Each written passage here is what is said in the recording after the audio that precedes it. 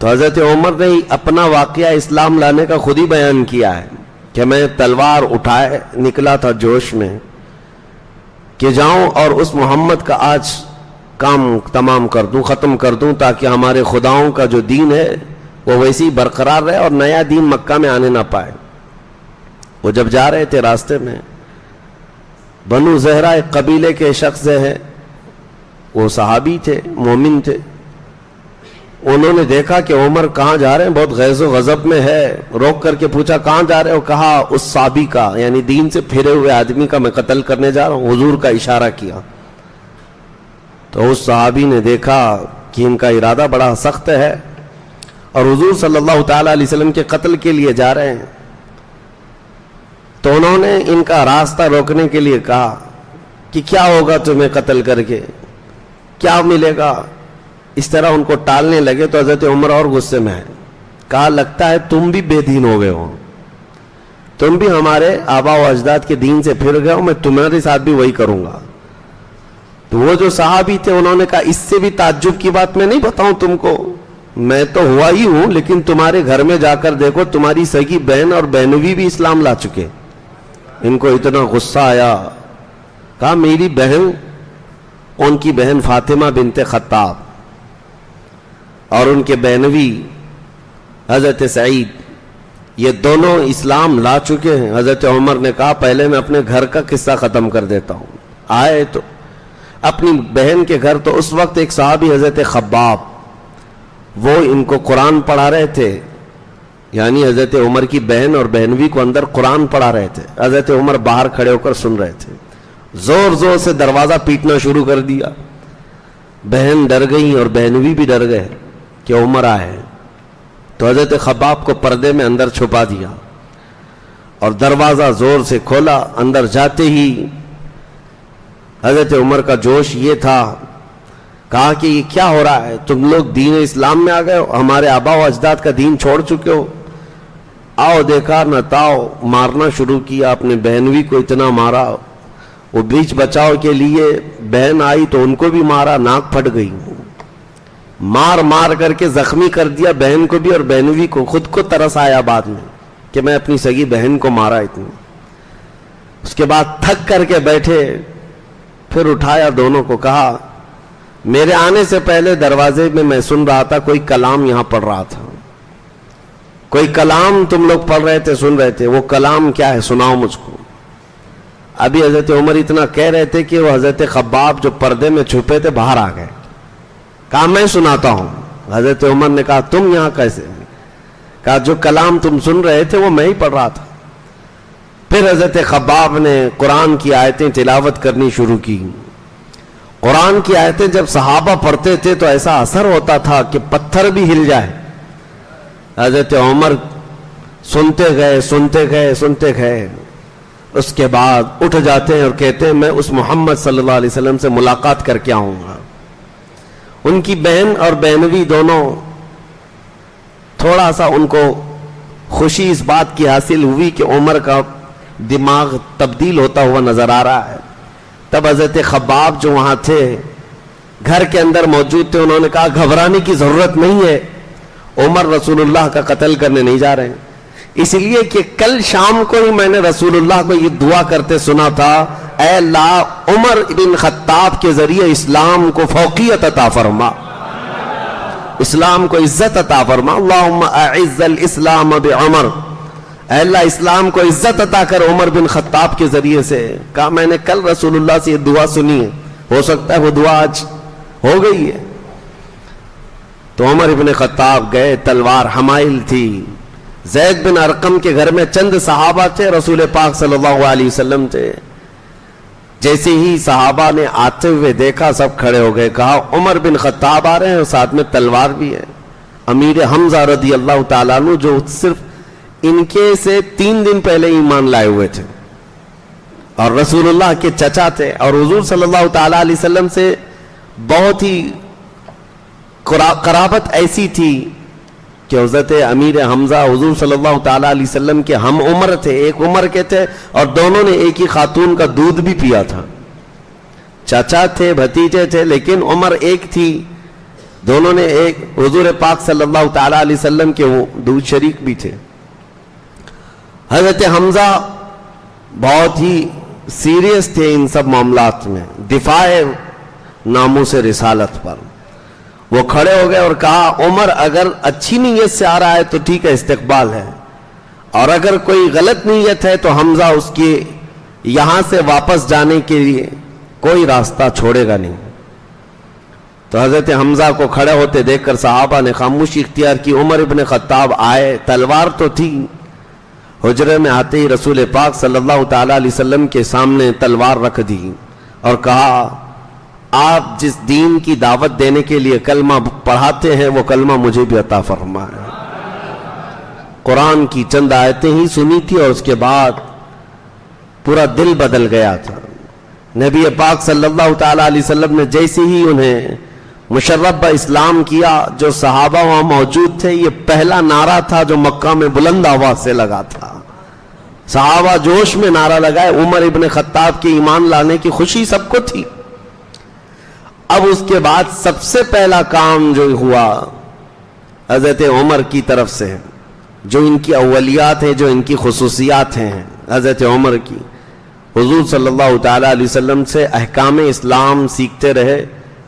دین اسلام کی خصوصیات حاصل کرنے کے بعد آپ نے سب سے پہلے یہ سوال کیا، اے اللہ کے رسول، ہمارا دین سچا ہے؟ ہمارا دین سچا ہے؟ کہا بالکل سچا ہے.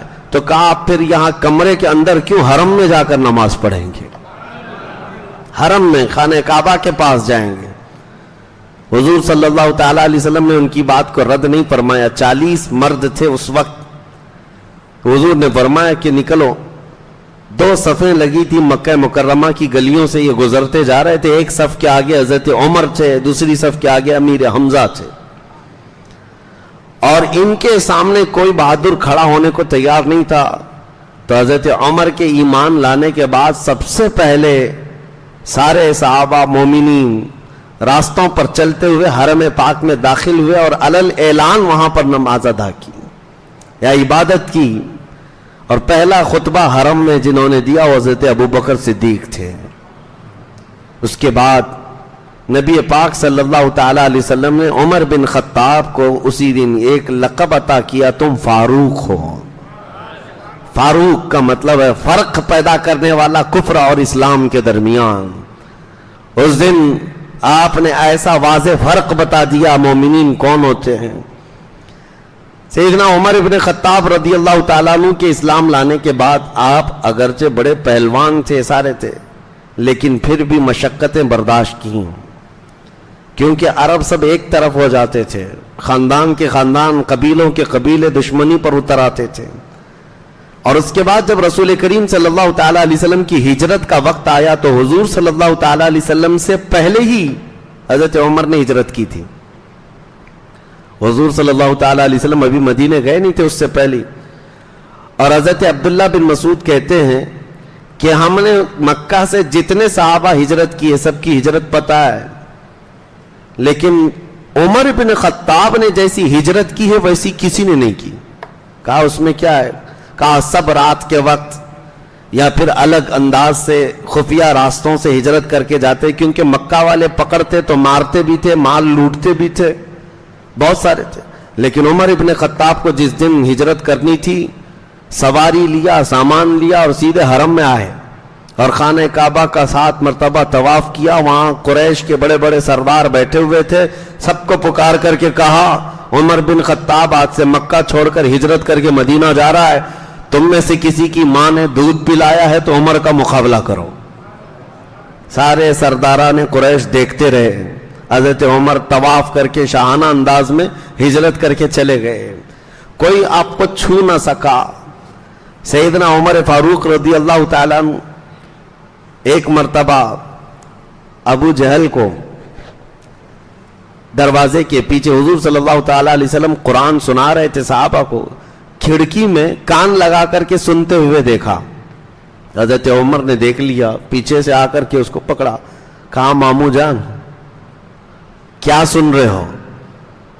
اس نے کہا اچانک سٹ پٹا گیا، قرآن سن رہا تھا جبکہ کٹر دشمن ہے اور ادھر سے قرآن بھی سن رہا ہے. پوچھا کیا سن رہے ہو؟ کہا وہی جو محمد صلی اللہ علیہ وسلم پر اترا ہے. کہا کہ اچھا لگ رہا ہے. کہا عمر کسی کو بتانا مت, اللہ کی قسم اس سے بہتر کلام میں نے سنا ہی نہیں. خود ابو جہل کہتا ہے اس سے بہتر کلام میں نے سنا ہی نہیں. پھر آپ نے کہا ایمان لے آ جاؤ پھر اسلام میں. کہا نہیں, ناک کی بات ہے, ناک کا مسئلہ ہے. میں اگر اسلام لے آیا تو پرانی دشمنی کا کیا ہوگا, اور ہمارے قبیلے اور ہمارے خاندان کے لوگ کیا سمجھیں گے. یہ کیا سمجھیں گے والا مسئلہ کئی لوگوں کو لے کر ڈبو دیتا ہے. بہت سارے اسی گمراہی میں مر جاتے ہیں. اسی لیے میرے عزیزو, حق کی تلاش میں یہ مت دیکھنا کہ قوم کیا کہتی ہے, عوام کیا کہتی ہے. بہرحال سیدنا عمر ابن خطاب رضی اللہ تعالیٰ عنہ ہجرت کر کے مدینہ طیبہ تشریف لے گئے. آپ کی خصوصیات بہت ہیں, آپ کے فضائل و مناقب بھی بہت ہیں. اب چونکہ تاریخ اسلام ہم لے کر کے چل رہے ہیں شروع سے, اور کربلا تک کی تاریخ آپ کو سنانی ہے انشاءاللہ, تو یہ ہمارا سفر چل رہا ہے تو اب دور فاروقی میں آ گیا ہے. ظاہر سی بات ہے, تاریخ اسلام میں اگر حضرت عمر کا نام نہ آئے تو اس تاریخ مکمل بھی نہیں ہو سکتی. بلکہ میں یہ کہتا ہوں کہ ایسی بنیادیں ہیں تاریخ اسلام کی. لفظ تاریخ بھی اگر میں آپ کو کہوں, لفظ تاریخ یہ بھی حضرت عمر فاروق رضی اللہ تعالیٰ عنہ کی قائم کی ہوئی ہے, جو آج ہم ہجری تاریخ لے کر کے چل رہے ہیں. ابھی محرم کی یہ تاریخیں چل رہی ہیں, اور اب سال کون سا چل رہا ہے؟ 1445. مسلمانوں کو یہ بھی یاد ہونا چاہیے, یہ جو ہجری سال ہے یہ حضرت عمر فاروق رضی اللہ تعالیٰ عنہ کا قائم کیا ہوا ہے. تو ظاہر سی بات ہے جس نے تاریخ کی بنیاد رکھی, پھر جب تاریخ بیان ہو تو اس کا بیان تو ہوگا ہی. لیکن سیدنا عمر ابن خطاب رضی اللہ تعالیٰ عنہ کے فضائل و مناقب بیان سے بہت زیادہ ہیں, بہت زیادہ ہیں. بس ان کی فضیلت میں اتنی بات کافی ہے کہ میرے آقا صلی اللہ تعالیٰ علیہ وسلم نے فرمایا, کل جیسے میں نے ایک حدیث بتائی تھی حضرت ابو بکر صدیق کی فضیلت میں اتنا کافی ہے کہ رسول اللہ صلی اللہ علیہ وسلم نے فرمایا جتنے لوگوں نے میرے ساتھ احسان کیا میں نے سب کے احسان کا بدلہ چکا دیا سوائے ابو بکر کے. یہ ان کی فضیلت میں کافی ہے. اللہ کے نبی نے فرمایا. عمر ابن خطاب رضی اللہ تعالیٰ عنہ کی فضیلت میں اتنی بات کافی ہے کہ میرے آقا نے فرمایا اگر میرے بعد کوئی نبی ہوتا تو وہ عمر ہوتے, لیکن میں خاتم النبیین ہوں, میرے بعد کو بھی کوئی نبی نہیں ہوگا. تو یہ اتنی فضیلت کافی ہے. بلکہ حضرت کعب احبار رضی اللہ تعالیٰ عنہ وہ فرماتے ہیں کہ حضرت عمر کی پوری زندگی دیکھو تو بنی اسرائیل میں ایک بادشاہ تھا, اس بادشاہ سے ملتی جلتی ہے ساری اسی طرح سے, اور آپ کے اوصاف حمیدہ, آپ کے خصائل, آپ کے مناقب, آپ کی فضیلتیں صرف احادیث میں نہیں ہیں, تورات و انجیل میں بھی آئی ہوئی ہیں. پرانی کتابوں میں بھی حضرت عمر فاروق رضی اللہ تعالیٰ عنہ کے متعلق بشارتیں آئی ہوئی. یہ جو صحابہ ایمان لائے یہودیت سے یا عیسائیت سے, انہوں نے کہا ہے کہ ہم نے مقدس کتابوں میں یہ تذکرہ سنا ہے, اس اعتبار سے حضرت عمر کا تذکرہ تھا. یہ عزیزان گرامی وقار, سیدنا عمر فاروق رضی اللہ تعالیٰ عنہ کی فضیلت میں میرے آقا نے جو فرمایا کہ جس راستے سے عمر گزرتا ہے شیطان اس راستے پر نہیں آتا, ان کی خوشبوؤں سے شیطان بھاگ جایا کرتا ہے.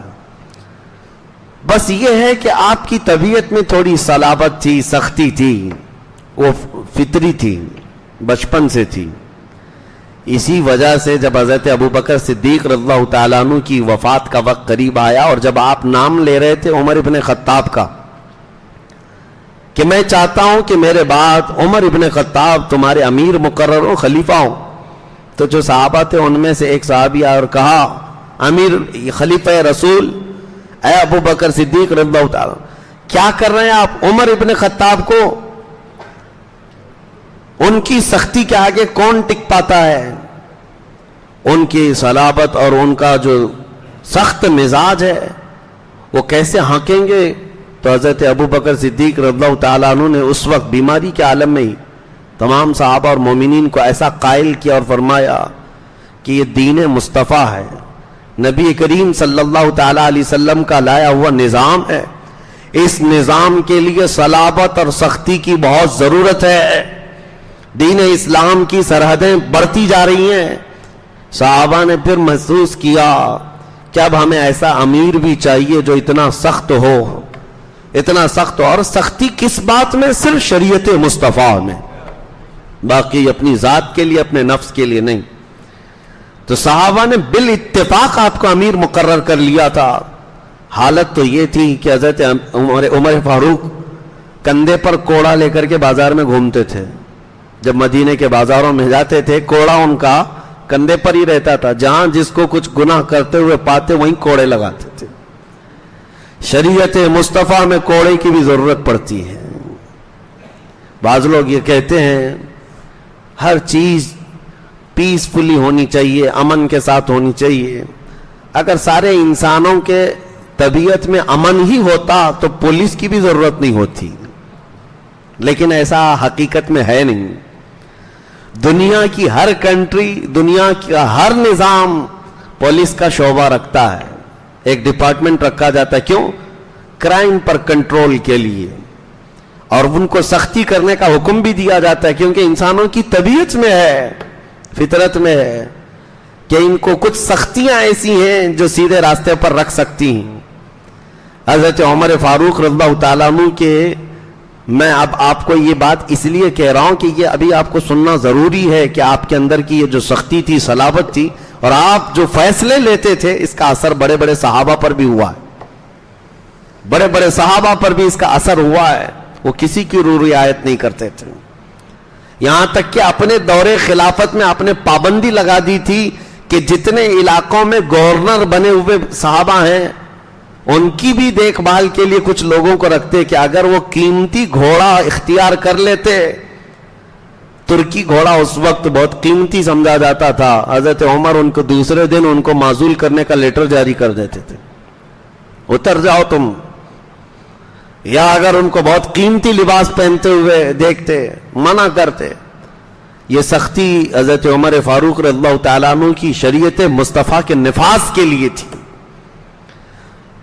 بہت بڑے درہم و دینار تو چھوڑیں، ایک تنکا بھی آپ غلط انداز سے کسی کے کو نہ کھانے دیتے تھے نہ اسراف کرنے دیتے تھے. اس کے خلاف تھے آپ، اس کے خلاف رہتے تھے ہمیشہ کہ مسلمانوں کے مال کا ایک آدھا درہم بھی ضائع نہ ہونے پائے. بادشاہوں کا مزاج نہیں تھا کہ جو من میں آئے لٹا دیا کسی بھی بات پر، نہیں. اس بات کے حساب کتاب میں بہت سخت تھے. یہاں تک کہ آپ کو میں بتاؤں، اپنے بیت المال کا جو داروغہ تھا اس کو آپ نے اتنا سخت بنا رکھا تھا حساب کتاب کے لیے کہ حضرت عمر فاروق خود بھی اگر بیت المال سے کبھی قرضہ لیتے تو بیت المال کا داروغہ آپ سے لڑنے کے لیے آ جاتا تھا. اتنے دن ہوئے ابھی تک آپ نے دیا نہیں، خلیفہ ہیں آپ. حضرت عمر کہتے میرے پاس ہے نہیں، آ جانے کے بعد دے دوں گا. وہ تقاضا کرتے کرتے گھر کو لپٹ جاتا تھا، روایت میں موجود ہے. امیر المومنین کے دروازے کو لپٹ جاتا تھا، کہتا تھا زیادہ دن ہو رہے ہیں آپ کے اوپر قرضہ ہو گیا ہے، جلدی ادا کیجیے. لیکن حضرت عمر نے کبھی اس کے لیے کوڑا نہیں استعمال کیا. کوئی اگر دیکھتا تو یہ کہتا ارے یہ داروغہ بیت المال کا خلیفہ وقت کی طرف سے مقرر کیا ہوا داروغہ ہے، لیکن یہ تقاضا کرنے آ جاتا ہے مال کا، وہ بھی امیر المومنین سے. میاں یہاں تو پی ایم سے کوئی حساب ہی نہیں لے سکتا، جتنا چاہے دیش بیچ جائے، کوئی پوچھ بھی نہیں سکتا. اگر پوچھے گا تو اس کی تو سدسیتا ختم ہو جائے گی، ہاں اس کی رکنیت بھی ختم ہو جائے گی. پوچھنے کی ہمت یہاں نہیں ہے، کر بھی نہیں سکتے، چاہے تم پوری جھولی بھر کر کے یہاں سے پارسل کرو. یہ دور الگ ہے میرے عزیزوں، کہاں خلافت کو ہم کمپیئر کر سکتے ہیں. یہاں مال لوٹنے والے چور ڈاکو بیٹھے اور لوٹ کر کے خوب لے جائیں، سوئس بینک میں داخل کریں، لیکن ان کو سے کوئی دوسرا سوال نہیں کر سکتا، پوچھ نہیں سکتا. اگر پوچھ لیا تو اس کی خیر نہیں، دوسرے دن اس کے ہاں حکومت کی داماد ایجنسیاں آ جاتی ہیں تحقیقات کے لیے، تفتیش کے لیے. یہ تو سسٹم ہے. اپنے آپ کو کبھی انہوں نے حساب کے آگے نہیں رکھا کہ ہم سے کوئی مواخذہ نہیں کر سکتا، کوئی ان کو پوچھ نہیں سکتا تم 12 لاکھ کا سوٹ کیوں پہنتے ہو, نہیں پوچھ سکتا. لیکن وہ دور فاروقی تھا, جبہ بھی اگر لمبا ہوتا تو صحابہ پوچھ لیتے تھے. بھرے مجمع میں حضرت سلمان فارسی نے آپ سے پوچھا تھا کہ مال غنیمت میں کپڑا آپ نے تقسیم کیا تھا سب صحابہ کو, کسی کا پورا جبہ نہیں بن رہا تھا, حضرت عمر کا پورا جبہ بن گیا. صحابی نے بیچ مجمع میں کھڑے ہو کر پوچھا آپ کا کیسے بن گیا, سب کا تو نہیں بنا, ویسے بھی آپ قد میں لمبے تھے. حضرت عمر نے یہ نہیں کہا کہ کیا تم کو سوال کرنے کا حق ہے, بلکہ جواب دیا, کہا مال غنیمت میں میرے بیٹے کو بھی کپڑا ملا تھا, انہوں نے مجھے ہبہ کر دیا, دونوں کپڑے ملا کر کے میں نے سلایا, میرا جبہ بن گیا ہے. جواب دینے کا حق تھا, اور جب وہ اپنے آپ کو اس کا مواخذہ کرنے کا مستحق سمجھتے تھے, وہ داروغہ کو جب اتنا سخت بنا کر رکھے تھے حضرت فاروق رضی اللہ تعالی کہ وہ آپ سے تقاضا کرتا تھا قرضے کے, اور باقی دوسری چیزوں پر سختی اس قدر تھی کہ کسی کی رو رعایت نہیں تھی. عدل و مساوات میں, حساب کتاب میں, صحابہ اکرام رضوان اللہ تعالی علیہ مجمعین کے معاملات میں بڑے سخت تھے فیصلہ لینے میں. صحیح روایت میں اگر آپ کو بتاؤں, جب آپ کی وفات ہوئی تھی, آپ کے جسم پاک پر چادر پڑی ہوئی تھی, دیدار کے لیے بہت لوگ آئے. جب صحابہ, ان میں سے مولا علی کرم اللہ وجہ الکریم آئے, سیدنا علی ابن ابی طالب کرم اللہ وجہ الکریم چادر ہٹاتے ہیں اور لوگوں سے کہتے ہیں لوگوں گواہ ہو جاؤ, رسول اللہ صلی اللہ تعالی علیہ وسلم کے صحابہ میں اس سے زیادہ نیکیاں کرنے والا دیکھا نہیں تھا, اس سے بہتر آدمی نہیں دیکھا.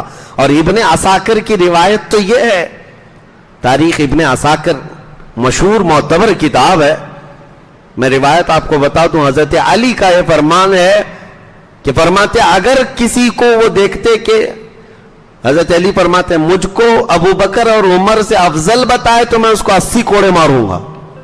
کوڑے لگوا دیتے حضرت علی کرم اللہ وجہ الکریم. آپ نے اعلان فرمایا تھا, وہ اس حد درجے تعظیم کرتے تھے سیدنا ابو بکر صدیق کی بھی اور حضرت عمر کی بھی. یہ بتانا ضروری اس لیے ہے کہ بعض لوگوں کو یہ لگتا کہ یہ غصب کی ہوئی خلافتیں تھی, غصب کی ہوئی خلافتیں تھی تو حضرت علی کرم اللہ وجہ الکریم ایسی تعریف نہیں کرتے ان خلفاء کی. عزیزان گرامی اوقات, اب دور فاروقی کی باتیں کرتے ہیں, فضائل و مناقب بے شمار ہیں. سیدنا عمر ابن خطاب رضی اللہ تعالیٰ عنہ کی فضیلتیں بے شمار ہیں. انہوں نے رسول اللہ کی صحبت پائی, یہ سب سے بڑی فضیلت ہے. اللہ کے نبی صلی اللہ تعالیٰ علیہ وسلم نے ہر گھڑی ان کو ساتھ رکھا, یہ بڑی فضیلت ہے. اور آج تک, بلکہ میرے آقا صلی اللہ تعالیٰ علیہ وسلم کا ایک فرمان ہے, سنو. فرماتے ہیں رسول اللہ صلی اللہ علیہ وسلم ہر نبی کے لیے وزیر ہوتے ہیں. مجھے اللہ تعالیٰ نے آسمانوں میں 2 وزیر دیے اور زمین پر بھی 2 وزیر دیے. آسمانوں میں میرے 2 وزیر جبرائیل و میکائیل ہیں, اور زمین میں میرے 2 وزیر ابو بکر و عمر ہیں. اور دیکھو تو آج بھی اس ہرے گنبد کے نیچے بادشاہ آرام فرمائے اور دونوں وزیر پہلو میں سوئے ہوئے ہیں.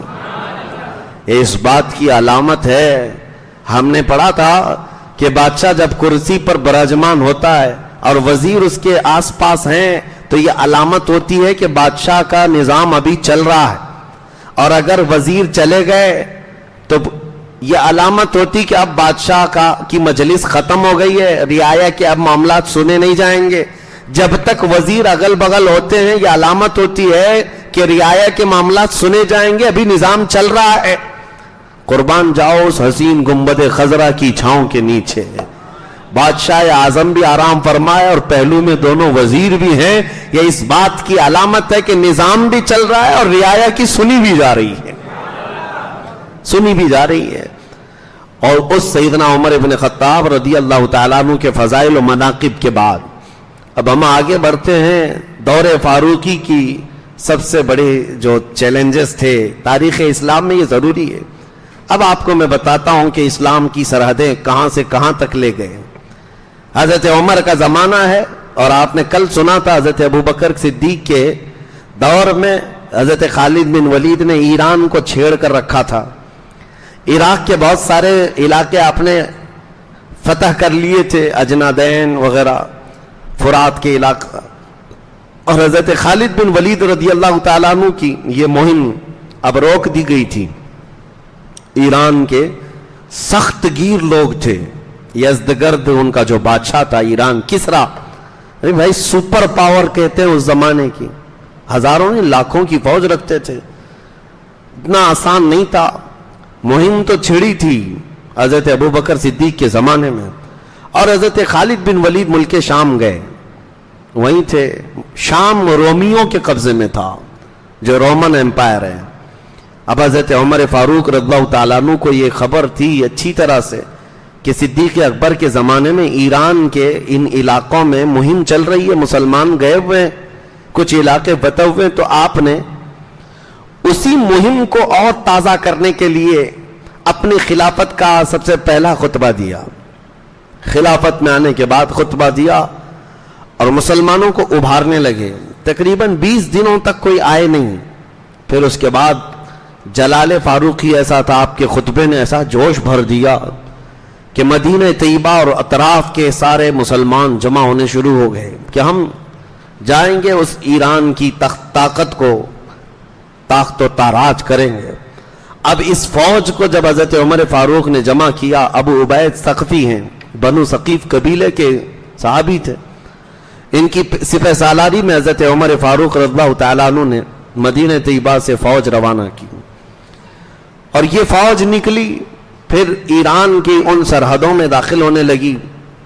ایران کے یزدگرد کو جب پتا چلا کہ مسلمان آ رہے ہیں، تو چونکہ پہلے ہی جنگوں میں خالد بن ولید نے ان کے دانت کھٹے کر رکھے تھے، انہیں پتا تھا، تو اپنا مشہور و معروف پہلوان، جس کو آج بھی دنیا نام سے یاد رکھتی ہے، رستم پہلوان، یہ ایران کا پہلوان ہے، اور اس کی پہلوانی کے چرچے پوری دنیا میں تھے۔ رستم کو تیار کیا اور 20,000 کی فوج دے کر کے یزدگرد نے بھیج دیا مسلمانوں کی اس فوج کو روکنے کے لیے۔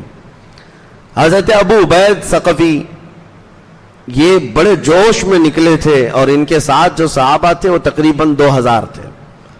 2,000 ان صحابہ کو لے کر کے وہ عراق میں پہلے داخل ہوئے، عراق کے کچھ علاقے فتح کرتے ہوئے فرات کے آگے جا رہے تھے، تو بہت سارے لوگوں نے منع کیا تھا، اس کے باوجود حضرت ابو عبید فرات کے اس پار گئے۔ ایرانی اس وقت جو لڑتے تھے وہ ہاتھیوں پر بیٹھ کر لڑتے، اور عرب جو ہے گھوڑوں پر بیٹھ کر لڑتے تھے۔ گھوڑوں کا رواج تھا، اور ان کے ہاتھی پر بیٹھ کر سوار ہو کر آتے، اور ان کے دیو پیکر ہاتھی ایسے تھے کہ جب وہ میدان میں آئے تو ان کے گھوڑے بدک گئے، بڑے بڑے جانوروں کو دیکھ کر، ہاتھیوں کو، تو مسلمان پسپا ہو گئے، پیچھے کی طرف ہٹنے لگے، اور اسی اثنا میں ایرانیوں کے ہاتھیوں کے حملے سے حضرت ابو عبید ان کے نرغے میں آ گئے، اور ایک ہاتھی نے اپنے سونڈ میں دبا کر اپنے پیر میں ان کو کچل دیا، وہ شہید ہوئے۔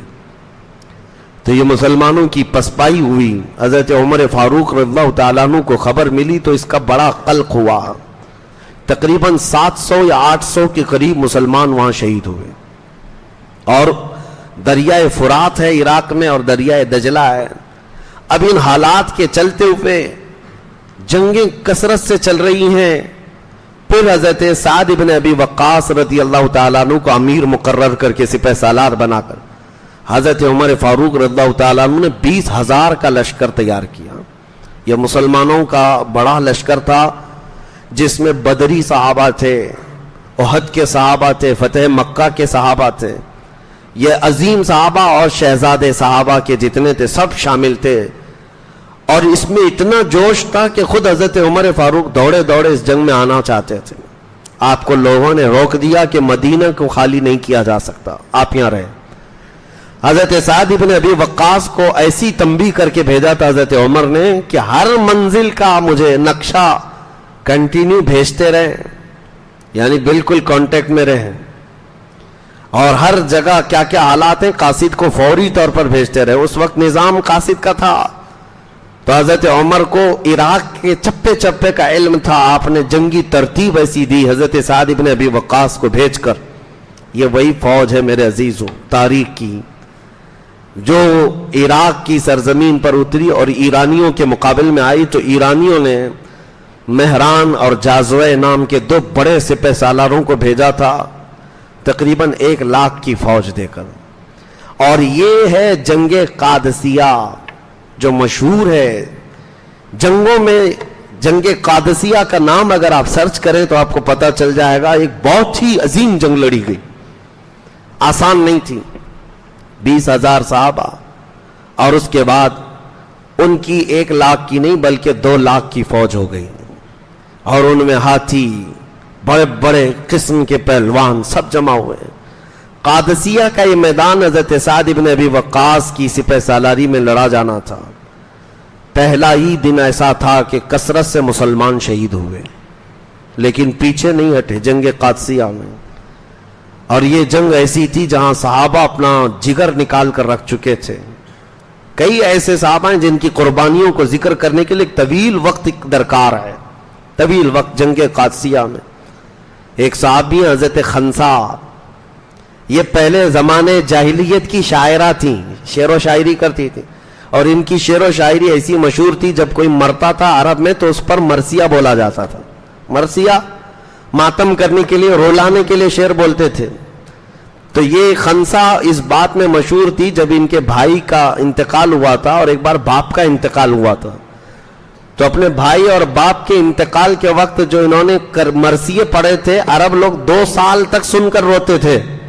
انہوں نے 2 سال تک رلایا ہے, نئے نئے شعر بول بول کر کے لوگوں کو رلایا, جیسے آج ماتم کی مجلسوں میں رلایا جاتا ہے. تو اس وقت یہ ماتم کا رواج تھا, نوحہ کرتی تھیں عورتیں, اور عرب کی جاہلیت میں مرنے پر اس طرح کے مرثیے پڑھے جاتے تھے. یہ وہ خنسا ہیں جو زمانے جاہلیت کی مشہور شاعرہ. اللہ اکبر. دین اسلام جب کسی کے سینے میں داخل ہوتا ہے تو تبدیلی کیسے آتی ہے. یہ وہی خنسا ہیں جنگ قادسیہ کے لیے جب مدینے میں صحابہ جمع ہو رہے تھے, یہ خاتون دوڑی دوڑی حضرت عمر کے پاس آئی اور کہا میرے 4 بیٹے ہیں, میں چاروں کو بھیجنا چاہتی ہوں. 4 لڑکے. لوگوں نے تو یہ دیکھا حضرت خنسا صحابیاں ایمان لا چکی ہیں, 4 جوان بیٹوں کا ہاتھ پکڑ کر کے جنگ میں لے آئی تھیں. اب یہ مرثیے کے شعر نہیں پڑھتی تھیں, غم کے اشعار نہیں پڑھتی تھیں, بلکہ جب مجاہدین میدان میں اترتے تھے ان کو جوش دلانے کے ایسے اشعار پڑھتی کہ کوئی پیچھے مڑنا بھی پسند نہیں کرتا تھا. عورت بول رہی ہے, عورت کے شعر و شاعری ہیں, تو اپنے بیٹوں کو اپنے اشعار سے ایسا مضبوط کر کے میدان میں اتاری تھیں. کہاں ہیں وہ مائیں آج بچوں کے لیے خوف زدہ ہوتی ہیں, کہاں وہ ماں ہے جو 4 جوان بیٹوں کو میدان میں اتار کر پھر پیچھے کھڑی ہو کر شعر و شاعری بھی کر رہی ہیں, صرف اس بات پر کہ تم دنیا کی اس عظیم قوم سے وابستہ ہو جس کا امیر محمد رسول اللہ ہے, جس کے رسول محمد رسول اللہ ہیں. وہ اشعار میں ایسی باتیں کہتی. اتفاق ایسا ہے کہ اس جنگ قادسیہ میں حضرت خنسا کے 4 بیٹے شہید ہوئے. 4 بیٹے ایک ساتھ انتقال کیے ہیں. تو عرب میں یہ بات پھیل گئی کہ خنسا اب کیسے مرثیہ پڑے گی. بھائی کی موت پر تو 2 سال رلایا, باپ کی موت پر تو 2 سال رلایا, 4 بیٹے مر گئے, اب کیا پڑے گی اور کتنا رلائے گی. لوگوں نے آ کر کہا اب کون سے مرثیے پڑھو گی. حضرت خنسا نے کہا 4 بیٹوں کی موت پر اب میں یہ پڑھوں گی انا للہ و انا الیہ راجعون. بس ہم اللہ کے لیے ہیں اور اللہ ہی کی طرف لوٹنے والے ہیں. اسلام پورا دل بدل دیتا ہے. زمانے جاہلیت کے سارے کام بدل جاتے ہیں. یہ آج کیسی بات ہے کہ اسلام میں پیدا ہوئے, اسلام میں بڑھے ہو, لیکن جاہلیت کے افعال اور کردار آج بھی تمہارے اندر پائے جاتے ہیں. کچھ ہندوؤں کے, کچھ کرسچنوں کے, کچھ پتہ نہیں کہاں کہاں کے. تمہارے گھروں میں یہ سب رسومات گھر کرنے لگ گئے. وہ ایسے تھے کہ دین میں آنے کے بعد پرانی ساری چیزیں ایسے نکال دیتے تھے. تبدیلی آتی تھی. جنگ قادسیہ ہے. جنگ قادسیہ میں سعد ابن ابی وقاص نے بڑی جواں مردی کے ساتھ سپہ سالاری کا حق ادا کیا, اور اس میں بہت سارے صحابہ شہید ہوئے. یہ 3 دن تک چلی جنگ, اور اس کے بعد حضرت اسما کی یہاں پر وہ کارکردگی بیان کے قابل ہے. حضرت اسما یہ صدیق اکبر کی بیٹی، انہوں نے دیکھا یہاں پر حضرت اسما رضی اللہ تعالیٰ عنہا کی یہ کارکردگی بیان کی جاتی ہے، وہ جنگ قادسیہ میں ہو کہ جنگ یرموک میں ہو. لیکن بہرحال میں بیچ میں یہ صحابہ کے ساتھ ان صحابیات کی کارکردگی بتاتا ہوں کہ وہ سب عورتوں کے خیموں میں آئیں اور کہا اے عورتوں جمع ہو جاؤ، کیا چاہتی ہو؟ ہمارے پاس دو ہی راستے ہیں، اگر ہمارے مرد جتنے ہیں شہید ہو گئے، اگر یہ مارے گئے تو ہمارے پاس دو ہی راستے ہیں، یا تو دشمن قوم کی باندی بن جائیں گے، ہم وہ غلام بنا کر ہمیں لے جائیں گے کنیز بنا کر، کفار و مشرکین کے ہاتھوں میں باندی بن کر کے رہنا پڑے گا، یا اگر بچ کر کے واپس بھی جاؤ گی تو بیوہ بن کر کے رہنا پڑے گا، دو میں سے ایک چیز ہے تمہارے پاس. عورتوں نے پوچھا کیا کرنا ہے؟ کہا اٹھو اور اپنے جوانوں کو جوش دلاؤ. تو ان کے جو خیمے لگتے تھے، جھوپڑیاں ہوتی تھی، چار چار لکڑیاں گاڑ کر کے اس پر پردہ ڈال کر خیمے بنائے جاتے تھے. حضرت اسما نے کہا چار عورتیں خیمے کی چار چوب لکڑیاں اٹھائیں اور دوڑ پڑیں. تو عورتیں وہ خیمہ اکھاڑ کر کے میدان میں دوڑتی تھیں. شام کا وقت تھا اور یہ جو لشکر مقابل میں تھا یہ دیکھ کر کے گھبرا گیا. انہوں نے کہا کہ نہ اس میں انسان نظر آتا ہے، نہ کوئی فوجی ہے، یہ تو جھوپڑیاں خود ہی چلتی آ رہی ہیں، یہ گھر چلتے ہوئے آ رہے ہیں ہماری طرف. ایسی بھگدڑ مچی تھی ان کے اندر کہ وہ آپس میں ایک دوسرے کے اوپر گرتے پڑتے تھے. پتہ نہیں ان کے جانور کتنے ان کو کچل گئے ہیں. ان کے اس کردار پر مسلمانوں کو فتح عظیم حاصل ہوئی تھی. جنگ قادسیہ کے بعد ایران میں ایسی بات پھیل گئی کہ اب ایرانیوں کی طاقت ختم ہونے لگی. میرے عزیزو، ایک ایک جنگ میں 10-10 ہزار ایرانی مارے گئے ہیں، یہ معمولی بات نہیں تھی. اس وقت ان کے دور میں کبھی 2000 کبھی 10,000 مقابل میں ہوتے رہے. اب اس کے بعد مسلمانوں کا یہ جمع غفیر سعد ابن ابی وقاص کے ساتھ دریائے دجلہ پر آیا. اب تاریخ کی وہ اہم بات میں عرض کرنے جا رہا ہوں، دور فاروقی کی. یہ عراق پورا فتح کر چکے تھے، اب ایران کی سرحد کے اندر داخل ہونا تھا. اب بچا کچا ایران جو پرشین امپائر ہے انہوں نے اپنے ایران کو سنبھال رکھا تھا. دور دور سرحدیں پھیلی تھی، مسلمان چلتے چلتے سرحدوں میں اندر آ گئے تھے. جو آج کا ایران ہے اتنا ایران بچا ان کے ہاتھوں میں بچا تھا. ارے بادشاہ کے لیے کچھ تو چھوڑو. اب ایرانی بادشاہوں نے دریاؤں کے کنارے پوری فوج لگا رکھی تھی کہ مسلمان کہیں سے پار ہو کر کے اس سرحد کے اندر نہ آ جائیں. اور دریائے دجلہ کے اوپر جتنے پل بنے تھے، برج، سب توڑ ڈالے کہ دریا عبور کر کے پار کر کے کوئی آ نہ سکے، کراس نہ کر سکے. لیکن صحابہ کا جوش اور جنون ایسا تھا کہ وہ کہیں کو رکنے والے نہیں تھے. اسی کو علامہ اقبال نے کہا ہے، تھمتا نہ تھا کسی سے سیل رواں ہمارا. جب وہاں پہنچے تو سعد ابن ابی وقاص کے ساتھ جو صحابہ تھے ان سے انہوں نے پوچھا کہ اب کیا کرنا ہے، آگے بڑھنا ہے؟ صحابہ نے کہا آگے تو بڑھنا ہے، راستہ کہاں ہے؟ سعد ابن ابی وقاص نے کہا چلو اسی دریا میں گھوڑے ڈال دیتے ہیں. دریا وہ چھوٹے پانی کا نہیں ہے، اندر جانے کے لیے بھی 10 منٹ کی گہرائی ہے. اندر اگر ڈوبنا بھی چاہے 10 منٹ تک جاتا رہے. دنیا کی گہری ندیوں میں سے ہے دریائے دجلہ، اور چوڑائی بھی کافی ہے. اور اس میں گھوڑے ڈالنے کی بات کر رہے ہیں. کسی ایک صحابی نے بھی یہ نہیں کہا کیسے ڈالیں، نہیں، امیر کی اطاعت میرے آقا سے انہوں نے ایسی سیکھی تھی، آنکھ بند کر کے سبوں نے گھوڑے ڈال دی.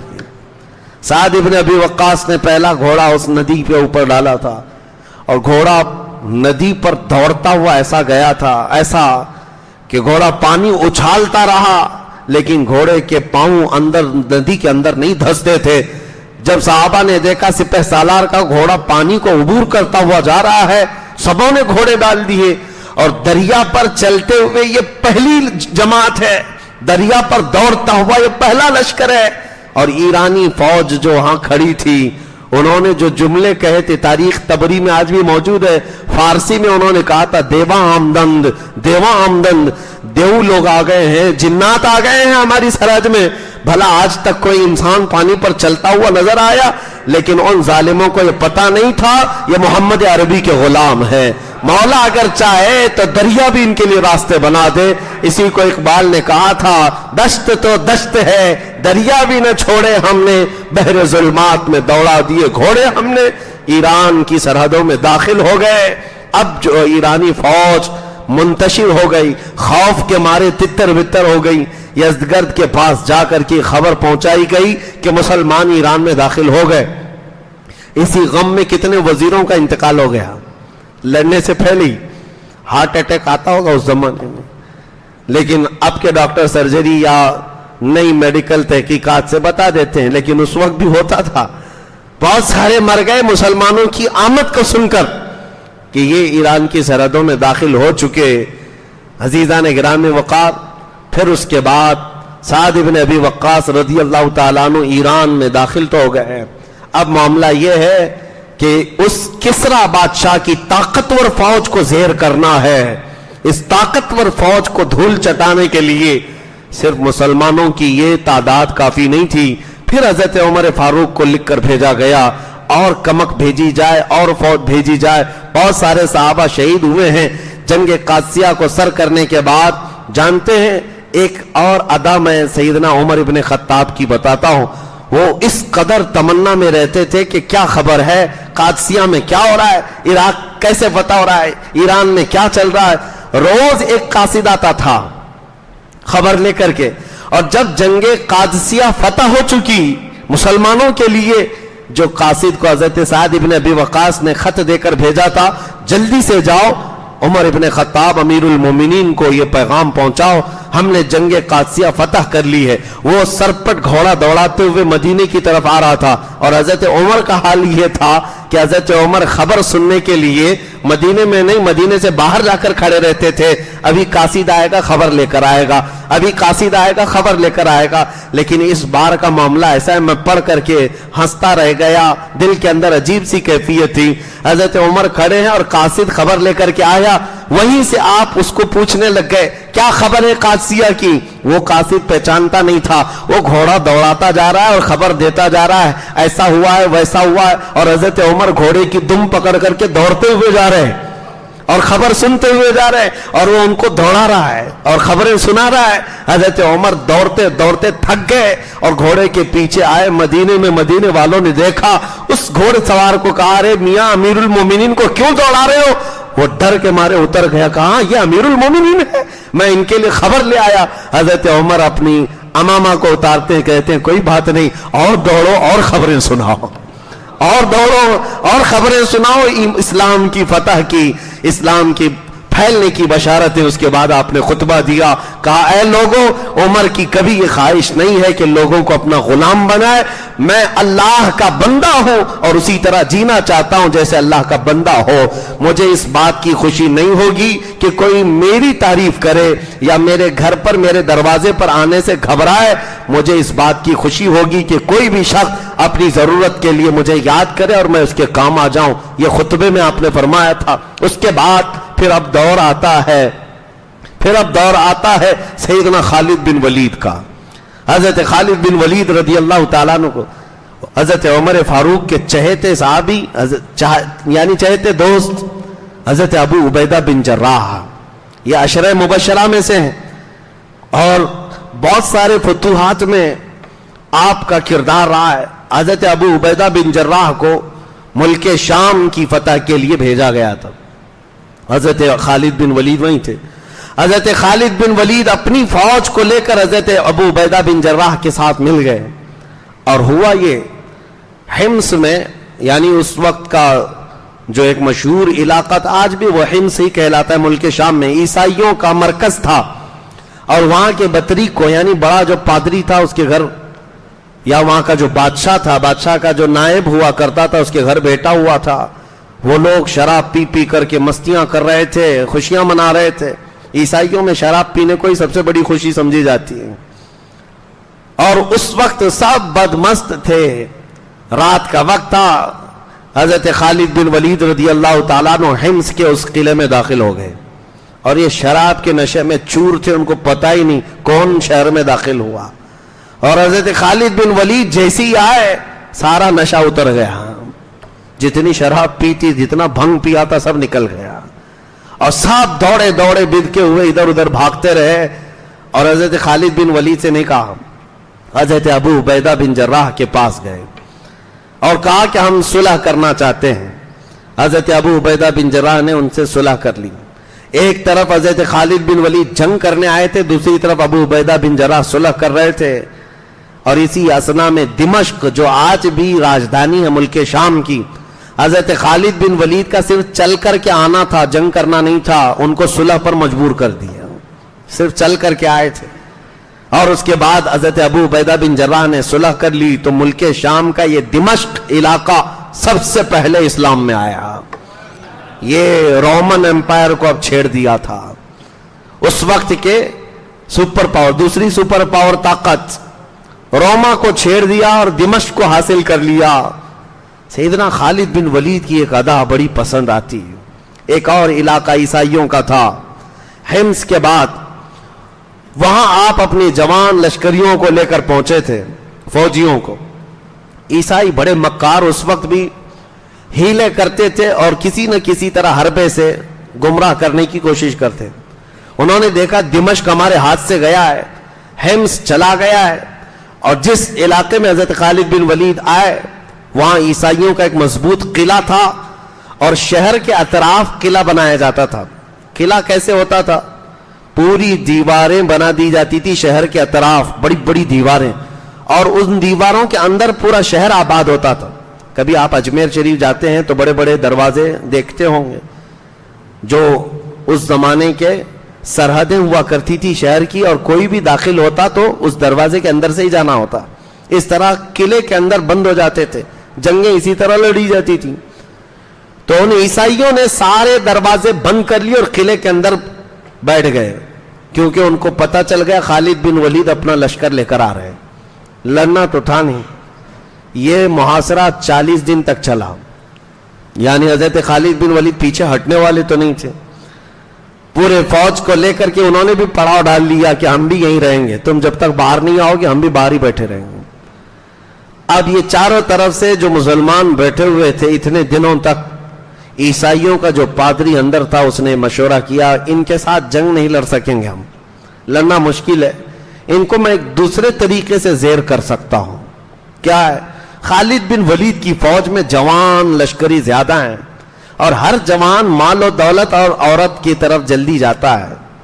تو اس پادری نے یہ کیا کہ میں شہر کی ساری بڑی اور خوبصورت لڑکیوں کو لا کر میدان میں کھڑا کر دوں گا، اور خالد بن ولید سے صلح کے نام پر میں معاہدہ کر لوں گا، ایک شرط رکھوں گا کہ اس بازار سے گزرتے ہوئے قلعے تک آ جاؤ، صحیح سلامت آ گئے تو چابیاں تمہارے حوالے کر دیں گے۔ لیکن خالد بن ولید کو انہوں نے بتایا نہیں۔ جا کر کے خالد بن ولید سے عیسائی پادری نے کہا ہم لڑنا نہیں چاہتے، آپ آئے ہیں ٹھیک ہے، ہم صلح کریں گے، لیکن ہماری یہ شرط ہے 3 دن کے بعد آپ اپنی اس فوج کو لے کر اس بازار سے گزرتے ہوئے قلعے تک آ جائیں شاہانہ شوکت کے ساتھ۔ تو حضرت خالد بن ولید نے کہا ٹھیک ہے، منظور ہے۔ 3 دن کے بعد جب اپنی فوج کو لے کر کے وہ نکلے تو ان کی یہ گھٹیا اور ذلیل حرکت دیکھ کر رک گئے۔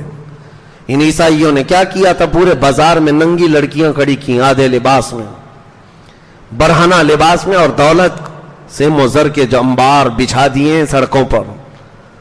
ظاہر سی بات ہے یہ نوجوان لشکریوں کو لوٹنے کے لیے، آج بھی فوج میں بہت برائیاں رہتی ہیں، مہینوں سے فوج دور رہتی ہے گھروں سے تو ان کے اندر نفسانی خواہشات آ جاتی ہیں، یہ سوچ کر کے کبھی بھی فوج کو توڑنے کے لیے اس طرح کی حرکتیں ہمیشہ کی جاتی رہیں، عیسائیوں کی طرف سے ہوتی رہیں۔ ان کو نفسانی خواہشات میں مغلوب کیا جا سکتا ہے۔ اب جیسے ہی حضرت خالد بن ولید کی نظر پڑی، اللہ اکبر، کمال استقامت ہے۔ استقامت اللہ نے کیسے دی؟ آپ کھڑے ہو گئے اور ایسی تقریر کی تھی وہ آج بھی محفوظ ہے۔ اپنے نوجوان سپاہیوں سے کہا آج تمہارے امتحان کا وقت ہے، اگر تمہارا قدم ڈگمگا گیا تو قیامت تک آنے والی نسلیں تم کو برائی سے یاد کریں گی، تم پر لعنت بھیجی جائے گی، اور اگر تمہارا قدم صحیح سلامت رہا تو قیامت تک آنے والے تم پر رحمتوں کے پھول برسائیں گے، خوشیوں سے یاد کیے جائیں گے. وہ جوانوں نے پوچھا ہمیں کیا کرنا ہے؟ خالد بن ولید نے کہا بس سنت مصطفیٰ پر عمل کرنا ہے. میں نے رسول اللہ کو دیکھا ہے کہ جب میرے آقا مدینے کے بازار میں گزرتے تھے تو آنکھیں نیچی کر چلتے تھے. حضور کی نگاہیں نیچی ہوتی. بس تم اس سنت پر عمل کر کے جاؤ اے نوجوانوں. اسی لیے میرے آقا نے فرمایا النظرۃ سہم من سہام الشیطان. نظر جو ہے شیطان کے تیروں میں سے ایک تیر ہے. سب سے پہلے تمہاری نظر دھوکہ کھاتی ہے. تم اجنبی عورتوں کے اوپر نظر ڈالتے ہو یا جو ناجائز ہے اس کی طرف نظر ہی ڈالتے ہو, یہاں سے تمہارا پورا جسم بدل جاتا ہے. نظریں تمہارے دل کے اندر حرکتیں پیدا کرتی ہیں, پھر یہ کام نظریں تمہیں زنا تک لے جاتی ہیں. الیاذ باللہ, نظر سے بچنا بہت ضروری. حضرت خالد بن ولید کی اس تقریر کے بعد وہ سارے نوجوان سپاہی جانتے ہو کیسے چلتے ہوئے جا رہے تھے. آج بھی ہم نے فوجیوں کے پریڈ دیکھے ہیں, یہ آج بھی فوجی چلتے ہوئے دیکھے ہیں. یہ جس طرح سے چلتے ہیں ان کی اپنی چال ہوتی ہے فوجیوں کی, لیکن خالد بن ولید کے لشکر کی چال ہی الگ تھی. روایت کرنے والے بتاتے ہیں وہ ایسے چل رہے تھے اگر ان کے سروں پر انڈا بھی رکھ دیا جاتا تو نہیں گرتا. اس طرح سے ساکت و جامد سیدھے سیدھے چلے گئے. بازار میں کھڑی ہوئی بہرنا عورتیں ان کو اپنی طرف بلاتی رہ گئیں, دام فریب میں پھنسانے کے لیے حربے کرتی رہیں. ایک جوان نے بھی نظر اٹھا کر دیکھا ہو؟ کسی نے نہیں دیکھا. پورا بازار سر کر لیا اور قلعے کے پھاٹک تک پہنچ گئے. ادھر یہ عیسائی بدماش شراب پی رہے تھے اور سوچ رہے تھے یہ بہک گئے ہوں گے, بھٹک گئے ہوں گے اور اس فتنے میں وہ مبتلا ہو گئے ہوں گے اور ہماری فوج ان کا مقابلہ کر سکے گی جب یہ عیاش ہو جائیں گے. لیکن سب کو صحیح سلامت قلعے کے پھاٹک پر پہنچے ہوئے دیکھا. عیسائی پادری ہکا بکا رہ گیا, چابیاں لایا اور خالد بن ولید کے ہاتھ میں دے دیا, کہا لے لو یہ تمہاری ہیں, آپ اس قلعے کے مالک ہیں, لیکن آپ قلعے کا دروازہ کھولنے سے پہلے مجھے بھی اسلام میں داخل کر لو. خالد بن ولید سے اس عیسائی پادری نے کہا مجھے حیرت ہوتی ہے تم نے جو جماعت جمع کی ہے یہ انسانوں کی ہے یا فرشتوں کی ہے؟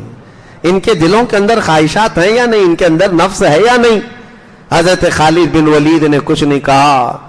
تصور میں یہی کہا ہوگا. آپ نے فرمایا حضرت خالد بن ولید نے, اے نادان عیسائی تو ان آنکھوں کو خریدنے کی کوشش کر رہا ہے جو اس میں پہلے سے جمال مصطفیٰ بسا ہو. حضور اکرم صلی اللہ تعالی علیہ وسلم کو جن آنکھوں نے دیکھا ہو ان کے سامنے بھلا دنیا کا حسن کیا معنی رکھتا ہے. ہاں کون نظروں پہ چڑھے دیکھ کے تلوا تیرا. اعلیٰ حضرت نے سچ کہا ہے. یا رسول اللہ صلی اللہ تعالی علیہ وسلم تیرے قدموں میں جو ہے غیر کا منہ کیا دیکھیں. حضور کے قدموں میں جو ہے وہ غیر کا منہ کیا دیکھیں. کون نظروں میں جچے دیکھ کے تلوا تیرا. یا رسول اللہ تلوے کا حال یہ ہے کہ آپ کا تلوا دیکھ لوں تو کسی کا چہرہ اچھا نہ لگے. وہ نبی کریم صلی اللہ تعالی علیہ وسلم کے حسن و جمال کے شیدائی صحابہ کو کوئی خرید نہ سکا. سیدنا خالد بن ولید نے یہ قلعہ بھی فتح کر لیا. فتوحات بڑھتی گئی. میں کہہ رہا ہوں اس وقت کی دو سپر پاور طاقتوں کو ٹکر دینے والے خالد بن ولید پھر ایران میں بھی داخل ہو گئے.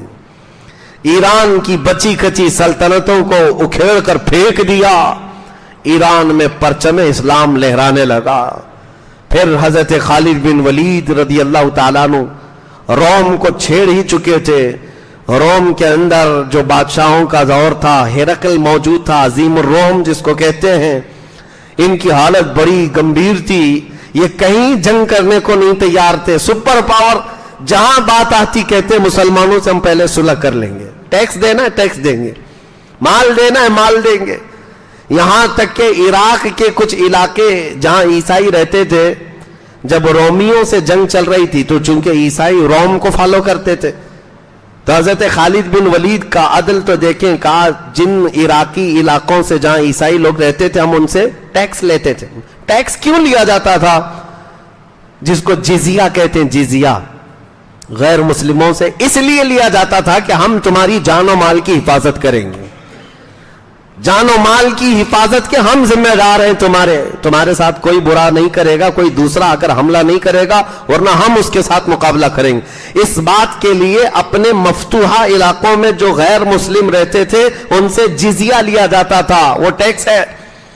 آج ٹی وی اینکر بیٹھ کر کے ڈیبیٹ کرواتے ہیں اس بات پر، جزیہ، ان کو جزیہ بولنا بھی نہیں آتا، جزیہ کہتے رہتے ہیں، اور اس پر منہ پھاڑ کر کے کہتے رہتے ہیں کہ یہ جزیہ لیتے تھے مسلمان، جزیہ لیتے تھے غیر مسلموں سے۔ کیا ظلم نہیں ہے؟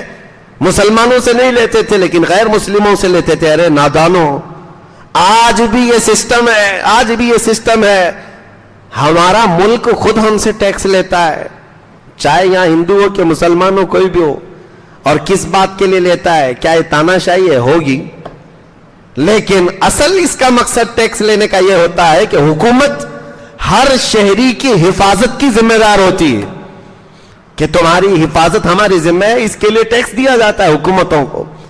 جزیہ بھی یہی تھا۔ میں بات کیا کہہ رہا تھا، بیچ میں رہ نہ جائے۔ خالد بن ولید نے کچھ علاقوں میں جو عیسائی تھے ان سے ٹیکس لے رہے تھے پچھلے 2 سال سے، جو امیر وہاں پر گورنر تھے ان سے کہا ان کا جزیہ مال پورا واپس کر دو، ہم ٹیکس نہیں لیں گے۔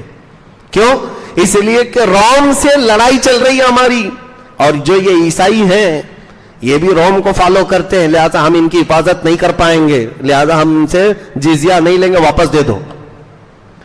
جیسے ہی ان صحابہ نے جزیہ واپس دینا شروع کیا، عراق کے کچھ علاقوں میں جو عیسائی رہتے تھے، روایت میں موجود ہے، سارے کے سارے عیسائی رو رو کر کے دعائیں کرتے تھے کہ مسلمانوں کی حکومت پھر سے آ جائے، مسلمانوں کی حکومت آ جائے، روم مغلوب ہو جائے، کیونکہ یہ ہمارے جان و مال کی جس طرح حفاظت کرتے ہیں، ہمیں دوسروں سے ڈر لگتا ہے، دوسرا کوئی بھی درندہ آئے گا ہمیں لوٹ لے گا۔ روایتوں میں موجود ہے وہ عیسائی، وہ روم کو فالو کرنے والے مال لے لے کر کے قطاروں میں کھڑے ہوتے اور کہتے ہم سے جزیہ لے لو تاکہ ہماری حفاظت کا ذمہ ہو جائے۔ لیکن صحابہ کا یہ عدل تھا کہ ہم جس بات کی حفاظت کے ذمہ دار ہوتے ہیں بس اسی سے لیتے ہیں، اور جہاں نہیں ہوگا اس سے 1 روپیہ بھی نہیں لیا جائے گا۔ یہ سلسلہ تھا۔ سیدنا خالد بن ولید رضی اللہ تعالیٰ عنہ نے روم کو بھی ٹکر دے دی۔ روم کی جنگوں میں بہت ساری جنگیں ہیں، لیکن یہ جنگوں کا سلسلہ فتوحات کا چلتا رہا۔ سیدنا خالد بن ولید لڑتے رہے، دن و رات ایک کر دیا، اور ان کی زندگی کی تاریخ کی 125 جنگیں تھیں۔ میرے عزیزو، کھیل کے میدان میں اتنی مرتبہ نہیں اترے ہوں گے تم جتنی مرتبہ انہوں نے جنگ میں اتر کر کے جوہر دکھائے۔ اور جنگ کے میدان میں اترنا کوئی تماشا نہیں ہے، اور نہ ہی یہ بازیچے اطفال ہے، بچوں کا کھیل ہے، جان ہتھیلی پر لے کر آنا ہے۔ خالد بن ولید رضی اللہ تعالیٰ عنہ 125 جنگیں اپنی زندگی میں لڑے، اور حیرت کی بات میں بتاؤں، 2 خصوصیات آپ کی، 2 اسپیشلٹی خصوصیات یہ ہے، ان 125 جنگوں میں ایک جنگ میں بھی آپ کو شکست نہیں ملی، ایک جنگ بھی ہارے نہیں ہیں، 125 جنگ۔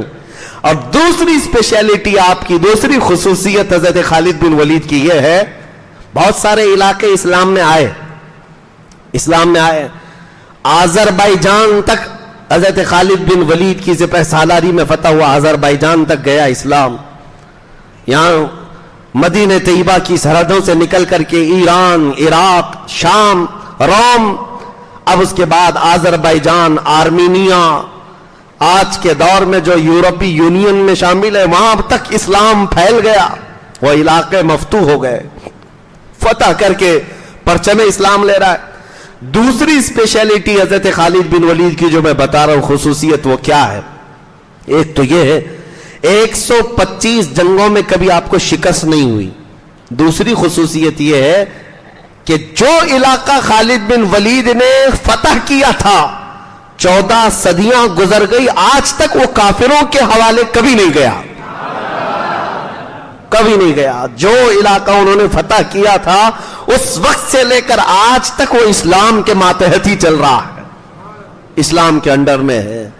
سلام ہو تربت خالد بن ولید پر، کروڑوں رحمتیں نازل ہوں اس صحابی رسول پر۔ جس کو اللہ کے رسول نے فرمایا تھا سیف اللہ، سیف من سیوف اللہ، اللہ کی تلواروں میں سے ایک تلوار کا نام ہے۔ حضرت خالد بن ولید خود کہتے ہیں میں ہر جنگ اس نیت سے لڑتا تھا شہید ہو جاؤں گا، لیکن ایک جنگ میں بھی شہادت نہیں ملی، ایک جنگ میں بھی شہادت نہیں ملی۔ کسی دوسرے صحابی نے آپ سے کہا آپ کو شہادت کیسے ملتی؟ کیونکہ اللہ کے رسول نے آپ کو اللہ کی تلوار کہا، اگر آپ شہید ہو جاتے تو دنیا یہ نہ کہتی خالد بن ولید ختم ہو گئے، دنیا یہ کہتی اللہ کی تلوار ٹوٹ گئی، اللہ کی تلوار ٹوٹ گئی اور اللہ تعالیٰ کی تلوار محفوظ رہی۔ خالد بن ولید کہتے ہیں میرے پورے جسم میں ایک بالشت جگہ بھی کہیں باقی نہیں ہے جس میں تیر اور تلوار نہ لگے ہوں، کوئی جگہ جسم میں باقی نہیں، زخموں سے بھری ہوئی، ہر جگہ زخم تھے، بڑے بڑے گھاؤ تھے۔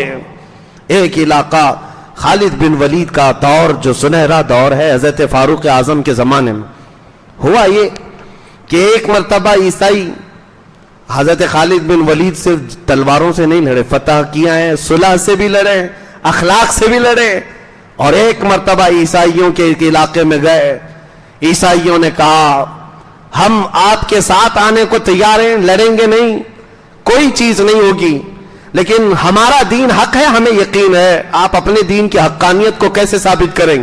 خالد بن ولید نے کہا بتاؤ تم کیا چاہتے ہو میرے دین کی حقانیت کے لیے؟ عیسائیوں نے کہا ہمارے پاس ایک بہت سخت خطیر قسم کا زہر ہے، ہم وہ زہر کی پیالی لا کر رکھیں گے اور ہم میں سے بھی ایک شخص آئے گا، تم میں سے بھی ایک شخص آئے گا، زہر پی کر کے ہم یہ اعلان کریں گے جس کا دین حق ہوگا وہ زہر پی کر بچے گا۔ یہ مباہلہ تھا، یہ مباہلہ ہے۔ اس دور میں سیدنا خالد بن ولید کے ساتھ ہے، حضرت خالد بن ولید نے کہا یہ تو میرے لیے بہت اچھی بات ہے، آج دین کی حقانیت کو اجاگر کرنے کا دن ہے۔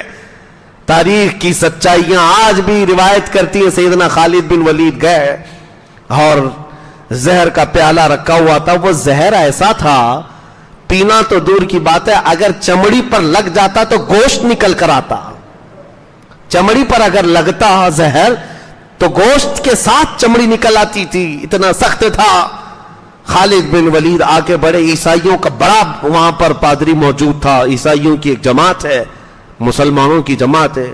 سیدنا خالد بن ولید نے کچھ نہیں دیکھا، سیدھے جا کر اس زہر کا پیالہ اٹھایا، کہا بسم اللہ الذی لا یضر مع اسمہ شیء فی الارض ولا فی السماء وہو السمیع العلیم، اس اللہ کے نام سے پی رہا ہوں جس کا نام پورے زمین و آسمانوں میں ہے اور کوئی شے اس نام کو ضرر اور نقصان نہیں دے سکتی ہے۔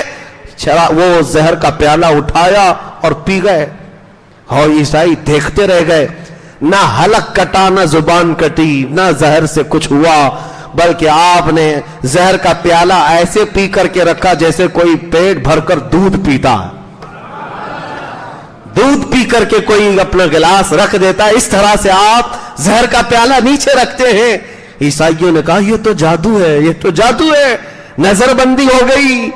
تو اس وقت خالد بن ولید نے کہا پورا میں نے پیا ہے، بچا ہوا تم چک کر کے دکھاؤ، تم چک کر کے دکھاؤ۔ عیسائی بھاگ گئے، نہیں، ان کو یہ تھا کہ سب بھاگ جائیں گے، لیکن اس عظیم کرامت کو دیکھ کر، یہ خالد بن ولید کی کرامتوں میں سے ہے، کرامت کو دیکھ کر کئی عیسائی مشرف با اسلام ہوئے، ایمان لے آئے، اسلام میں داخل ہوئے۔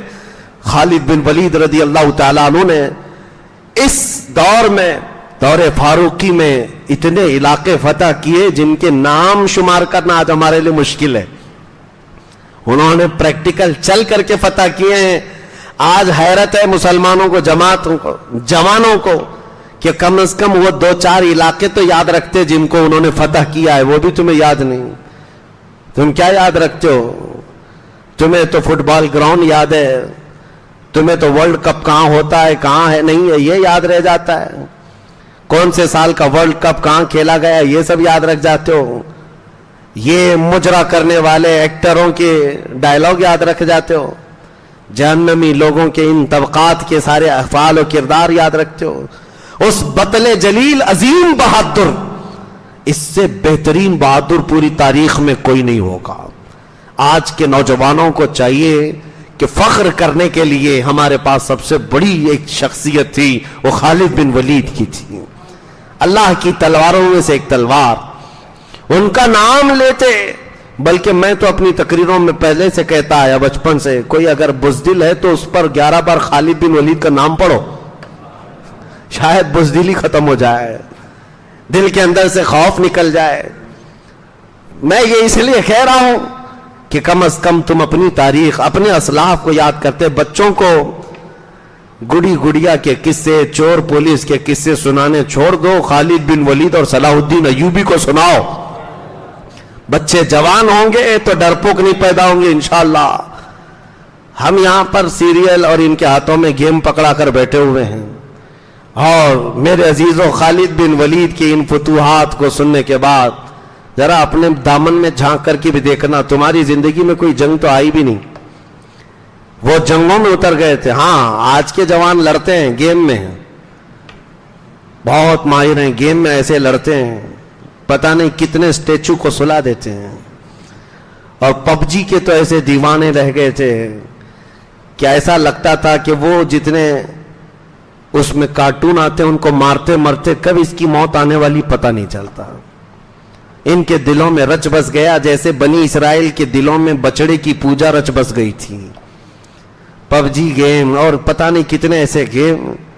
ان جوانوں نے یہی سمجھ لیا ہے، ارے نادانوں کھاتے بہت زیادہ ہو، دودھ بھی پیتے ہو، اخروٹ بادام کاجو سب کھاتے ہو، جیم میں جا کے ورک آؤٹ کرتے ہو، شرم کرو. تمہیں اللہ تعالیٰ نے طاقت گیم کھیلنے کے لیے نہیں دی ہے، گیم کھیلنے کے لیے نہیں دی ہے. آج جنگ اگرچہ نہیں ہو رہی ہے لیکن اس دور کا پہلوان وہ ہے جو صبح کے وقت بستر چھوڑے اور فجر کی 2 رکعت ادا کرے. سیدنا علی کرم اللہ وجہہ الکریم نے فرمایا میرے نزدیک وہ طاقتور شخص ہے، وہ طاقتور شخص ہے. اور اللہ کے حبیب صلی اللہ تعالی علیہ وسلم کا یہ فرمان ہے میری امت جب تک گھوڑے کی پیٹھ اور فجر کی جماعت نہیں چھوڑے گی اللہ اس پر کسی بھی قوم کو غلبہ نہیں عطا کرے گا، کبھی کوئی قوم تم پر غالب نہیں آئے گی. حضرت خالد بن ولید کا یہ دور، لیکن تاریخ کی سچائیاں ہیں. سیدنا عمر فاروق رضی اللہ تعالیٰ عنہ کے دور خلافت میں یہ فتوحات ہوئیں. چاہے سعد بن ابی وقاص امیر ہو، ابو عبیدہ بن جراح امیر ہو، یا خالد بن ولید امیر لشکر ہو، کوئی بھی ہو، لیکن دور تو فاروق اعظم کا ہی تھا، خلافت تو ان کی ہی تھی. سپہ سالار لڑا ہے جنگوں میں لیکن خلافت کا دور یاد کیا جائے گا کیونکہ انہی کی مرضی سے، انہی کی منشا سے سب چلے جاتے تھے. لیکن میں نے سب سے پہلے تقریر میں شروعات اس بات پر کی تھی کہ سیدنا عمر فاروق کی مزاج میں سختی بہت تھی، رائے لینے کا، فیصلہ لینے کا آپ کے اندر ایسا جذبہ تھا، وہ کسی کی روح رعایت نہیں کرتے. اور اسی سختی اور صلابت کی وجہ سے کئی صحابہ پر بھی اس کا اثر پڑا ہے. حضرت خالد بن ولید جو سپہ سالار تھے، نامزد سپہ سالار تھے، مسلمانوں کے عظیم لشکر کو وہ امیری کیا کرتے تھے. لیکن ایک دور آیا 17 ہجری تھی، یعنی حضرت عمر فاروق رضی اللہ تعالیٰ عنہ کی خلافت کے تقریباً 5 سال گزر چکے تھے.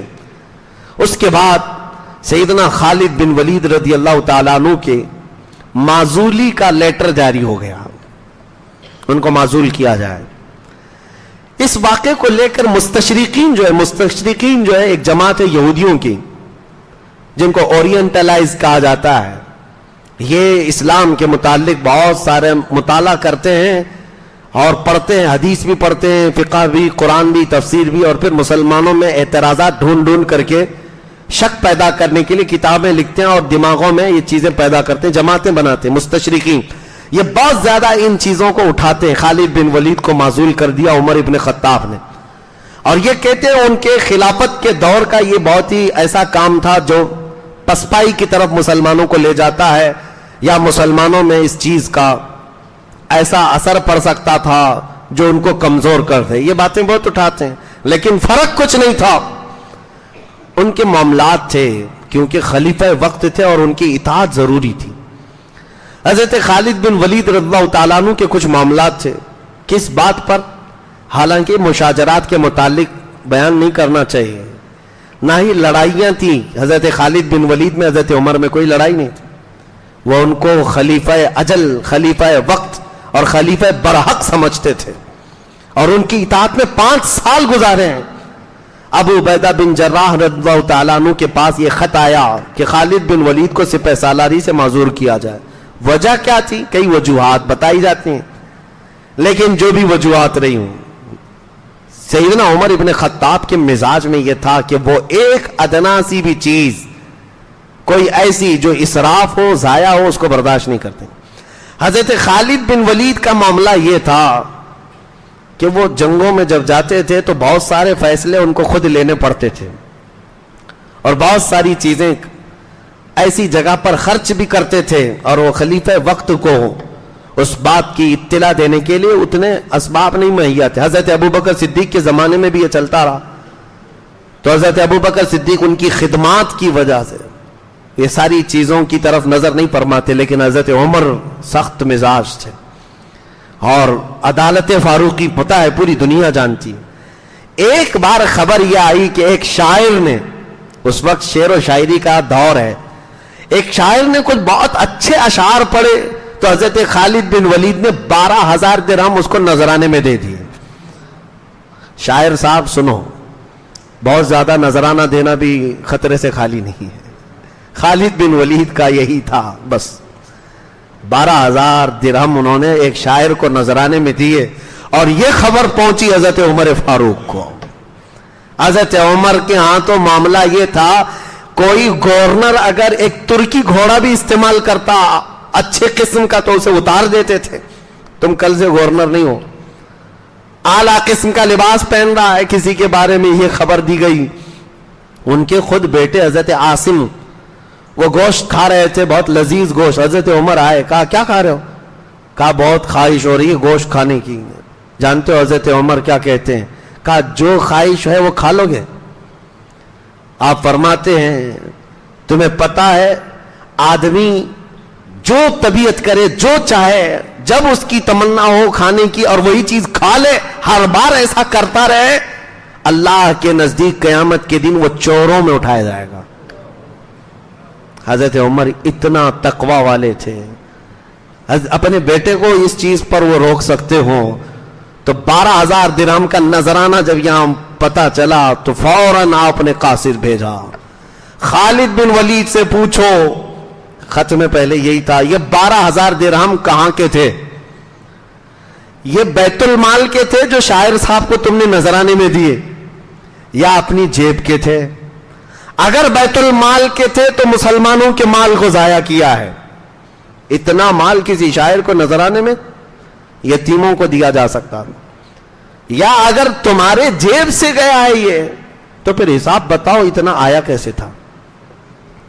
تمہارے جیب سے تھا تو آیا کیسے؟ اور اگر حساب ہے بھی تمہارے پاس 12,000 درہم کا، تو عمر فاروق کہتے ہیں اتنا مال کسی شعر و شاعری پر خرچ کرنے کو میں اسراف سمجھتا ہوں، ناجائز سمجھتا ہوں۔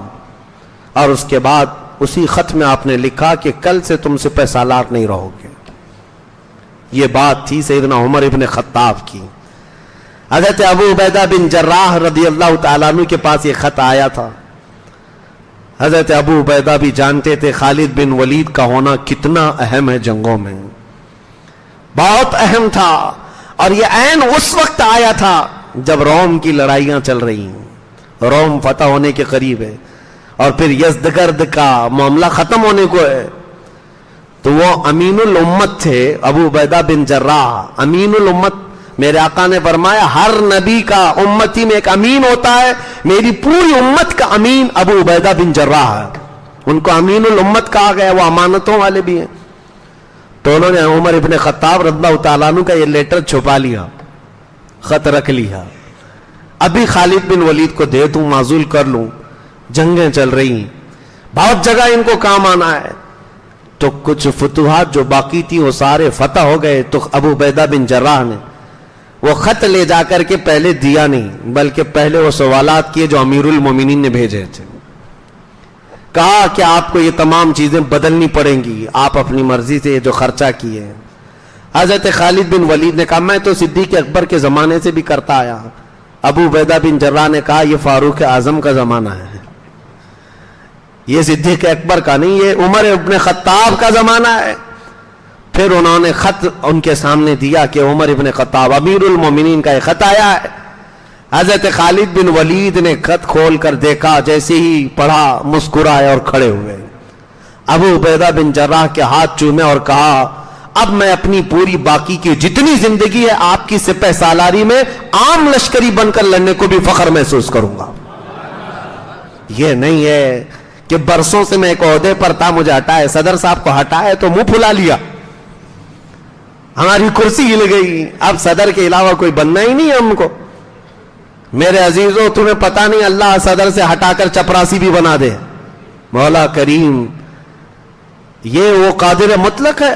ہم نے خود دیکھا ہے مصر میں، ہم جس ہاسٹل میں رہتے تھے اس ہاسٹل کا جو انچارج ہوا کرتا تھا وہ بڑے اس کے ناز و نخرے ہوتے تھے، اور اس کی سائن کے بغیر ہم کو کھانا نہیں ملتا تھا، اس کی سائن کے بغیر روم نہیں ملتا تھا، اس کے پاس جانے کے لیے ٹائم ہوتے تھے 2-3 گھنٹے کے۔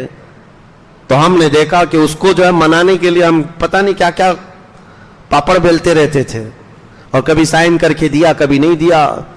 4-6 مہینے کے بعد دیکھا اس کو، ہم نے دیکھا کہ ہاسٹل کے دروازے پر دروازہ کھول رہا ہے، دروازہ بند کر رہا ہے۔ کہا وہاں سے ادھر سیدھے آ گئے، کہا کوئی بات نہیں، ہمارے لیے نارمل ہے۔ یہ بات میں مذاق کے لیے نہیں کہہ رہا ہوں، اس آدمی کو دروازے کے پاس دروازہ کھولنے بند کرنے کی ڈیوٹی دی گئی تو وہ یہ کہتا ہے کل تک جو مجھے وہاں خدمت دی گئی تھی وہ بھی اللہ کا شکر ہے، یہاں پر جو دی گئی یہ بھی اللہ کا شکر ہے۔ اسلام یہی چاہتا ہے، تم کرسیوں پر چپک کر کے نہیں، اللہ کریم جس منصب پر تمہیں بٹھائے شکر بجا لاؤ، شکر بجا لاؤ۔ خالد بن ولید کو پڑے ہوتے تو سمجھ میں آتا، منصب عہدے یہ سب وقتی ہوتے ہیں، بہت وقتی ہوتے ہیں، بہت شارٹ لمیٹڈ پیریڈ کے لیے ہوتے ہیں۔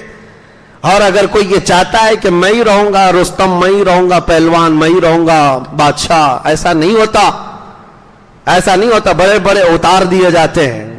اور ابھی دیکھنا ہوائیں چلیں گی، ملک کے بھی حالات بدل سکتے ہیں۔ جس ترم خان کو یہ سمجھ میں آتا ہے آج کہ میرے علاوہ کوئی نہیں، جگہ جگہ ہورڈنگ بورڈ میرے ہی ہیں، پوسٹر میرے ہی ہیں، فوٹو میرے ہی ہیں، کل کو ہو سکتا ہے کسی نیوز پیپر کے کونے میں بھی نظر نہیں آؤ گے، اللہ کے فیصلے آئیں گے، کبھی کونے میں بھی نہیں نظر آؤ گے۔ اللہ تبارک و تعالی قادر مطلق ہے، لیکن اس فیصلوں پر عمل کر لینے میں عزت خالد بن ولید کو پوری دنیا جانتی ہے، لیکن انہوں نے کوئی سرکشی نہیں کی، نہ کوئی بغاوت کی۔ ان کے فتح کیے ہوئے علاقے 1-2 نہیں، سینکڑوں یعنی 100 سے زیادہ علاقے فتح کیے ہوئے ہیں۔ کتنی جگہ ان کا بنایا ہوا گورنر ہے، کیا کبھی یہ بغاوت کر جاتے؟ نہیں، میں عمر ابن خطاب کی بات نہیں مانتا، طاقت بھی ہے، قوت بھی ہے، فوج بھی ہے، فتح کیے ہوئے علاقے بھی ہیں، نہیں، صحبت رسول پائے ہوئے تھے، کھڑے ہو گئے، خط کو لے کر چوم لیا، اور ابو عبیدہ بن جراح کے ہاتھ کو چوم کر کہتے ہیں آپ امیر لشکر ہیں، آپ سپہ سالار ہیں، میں اپنی بقیہ پوری زندگی آپ کی سپہ سالاری میں عام فوجی کے ساتھ، عام لشکری کی طرح خدمات انجام دینے کو بھی سعادت محسوس کروں گا۔ یہ خالد بن ولید رضی اللہ تعالیٰ عنہ اس وقت جو کیا۔ اب میں آپ کو یہ جو بتایا ہوں، ایک بات میں بتا دوں میرے عزیزوں، اسی لیے ہم کہتے ہیں صحابہ کے ان معاملات کو سننا ہو تو کسی سنی صحیح العقیدہ سے سنو، کسی چنی سے سنو گے تو پھر وہ ایسے اختلافات بتائے گا کہ تمہارے دل میں لگنے لگے عمر فاروق نے ایسا کیا، خالد بن ولید نے ایسا کیا، علی بن ابی طالب نے ایسا کیا، امیر معاویہ نے ایسا کیا۔ نہیں، اعتدال اور توازن برقرار رکھنا سارے صحابہ کے درمیان یہ امت پر فرض ہے، اس لیے کہ ہمیں پتا ہے سب کو جو شرف ملا ہے وہ صحبت رسول کا ملا ہے۔ میرے آقا نے فرمایا میرے کسی بھی صحابی کو گالی نہ دو، کسی بھی صحابی کو برا بھلا نہ کہو، صحابہ میں کسی کے ساتھ بھی ہم برا بھلا کریں گے تو رسول اللہ کو تکلیف ہوگی۔ ہم یہ مد نظر رکھتے ہیں، اللہ کے رسول کی شرف صحبت انہیں ملی ہوئی ہے، اس لیے ہم سب کو عزت کے ساتھ یاد کرتے ہیں، ان کی خدمات سب کی اپنی جگہ پر ہیں۔ عمر ابن خطاب رضی اللہ تعالیٰ عنہ کے دور خلافت میں خالد بن ولید رضی اللہ تعالیٰ عنہ کا معزول ہونا یہ اتنا بڑا واقعہ، اس کو مستشرقین یہودی بنا کر پیش کرتے ہیں اور مسلمانوں میں شک پیدا کرنے کی کوشش کرتے ہیں. ایسا نہیں ہے. حضرت عمر سے پوچھا گیا، ان کی خدمات بہت ہیں. ایک جنگ موتا میں انہوں نے 9 تلواریں اپنے ہاتھ سے توڑ ڈالی تھیں. جنگ قادسیہ، جنگ یرموک، پتہ نہیں کتنی جنگیں ہیں تاریخ میں ہیں. حضرت عمر سے پوچھا گیا خالد بن ولید کو اچانک معزول کیوں کیا؟ کہا یہ ایک تو وہ معاملہ تھا، سختی کرتے تھے حضرت عمر فاروق معاملات پر کہ کوئی بھی اسراف نہیں ہونا چاہیے مال میں، لیکن اس کے علاوہ دوسری وجہ حضرت عمر فاروق نے یہ بتائی جو خالد بن ولید کی خدمات بہت ہیں. یہ کون کہہ رہے ہیں؟ امیر المومنین عمر ابن خطاب کہہ رہے ہیں خالد بن ولید کی خدمات بہت ہیں، وہ اللہ کی تلواروں میں سے تلوار ہے، رسول اللہ نے فرمایا. لیکن میں یہ چاہتا ہوں کہ پورے مومنین میں، مسلمانوں میں یا دنیا کو یہ لگنے نہ لگے کہ ہر جنگ صرف خالد کی وجہ سے پتہ ہوتی ہے. یہ تصور کسی کے دماغ میں نہ بیٹھ جائے. کہا کہ پھر آپ کیا چاہتے ہیں؟ میں یہ تصور دینا چاہتا ہوں مسلمانوں کو فتح ملتی ہے تو اللہ کی مدد سے ملتی ہے. اللہ رب العزت پر توکل لوگوں کا برقرار رہے، کسی شخص پر ڈیپینڈ ہونا نہیں. میرے عزیزو، یہاں تو حضرت عمر فاروق یہ سوچتے تھے کہ خالد بن ولید پر ڈیپینڈ ہو کر نہ رہے، فتوحات اللہ کی طرف سے ہوتی ہیں. یہاں پتہ نہیں ایسے ایسے ڈھکوسلے پیر آئے ہوئے کہتے ہیں بس ہمارے پیچھے رہو جنت تک لے جائیں گے، اور اس کے علاوہ تو کچھ ہوگا ہی نہیں تمہارا. یہ ہمارا حلقہ چھوڑو گے تو کہیں کے نہیں رہو گے. یہ باندھ کر کے رکھو، اس حلقے میں ایسے باندھ کر کے رکھو کہ یہاں سے نکل نہیں سکتے. خود کا پتہ نہیں مرنے کے بعد کتنے مارے جائیں گے، کتنے پیٹے جائیں گے فرشتوں سے، لیکن دوسروں کے دلوں میں یہ باتیں ڈال کر کے رکھنا. اسی لیے یاد رکھو کسی ایک پر ڈیپینڈ ہو کر کے رہنا یہ نہیں ہے ہمارے ہاں. دین اسلام اللہ پر توکل سکھاتا ہے. شریعت میرے مصطفیٰ کی ہوگی اور قیامت تک مومنین کو مدد ہوگی تو اللہ کی طرف سے ہوگی. ہاں یہ اور بات ہے کہ اللہ کسی کو ذریعہ بنائے گا، وہ ذریعہ ہوگا. کوئی سپہ سالار ہوگا، کوئی امیر ہوگا، کوئی ہمارا قائد ہوگا، وہ ذریعہ ہوگا. لیکن مدد کس کے ذریعے سے ہوگی؟ صرف اللہ ہی سے ہوگی. اب سنیے سیدنا عمر ابن خطاب کی دور خلافت کی یہ سرحدیں بڑھتی گئیں، کہاں تک پہنچیں؟ یہ علاقے فتوحات کے، ایران فتح ہو چکا ہے، ملک شام فتح ہو چکا ہے، روم فتح ہو چکا ہے. قرآن کی وہ آیت جو میں نے بتایا تھا، صحابہ جب تلاوت کرتے تھے تو مکہ والے ٹھٹا مار کر کے ہنستے تھے کہ یہ روم فتح کرنے کی باتیں کر رہے ہیں، یہ بادیہ نشین پیروں میں چپل نہیں پیوند لگے کپڑے پہنتے ہیں اور روم فتح کرنے کی بات کر رہے ہیں. جس دن روم فتح ہو گیا صحابہ نے کہا اللہ نے سچ فرمایا، الف لام میم غلبت الروم.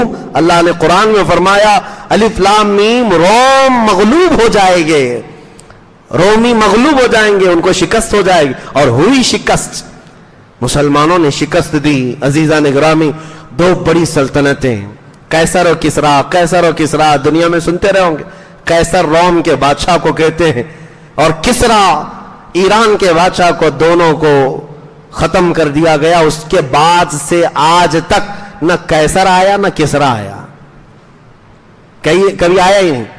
اب کوئی نہ قیصر آیا نہ کوئی کسریٰ آیا. ہو سکتا ہے کسی محلے میں کسی بچے کا نام آیا ہوگا قیصر نام، لیکن جو بادشاہ قیصر تھا وہ نہیں آیا، بادشاہ تھا وہ نہیں آیا. اور ایران کی سلطنت کے ختم ہونے کے جو معاملات تھے، اس میں جو خسرو پرویز جس نے رسول اللہ کا خط پھاڑا تھا، اس کو اس کے بیٹے نے قتل کیا تھا.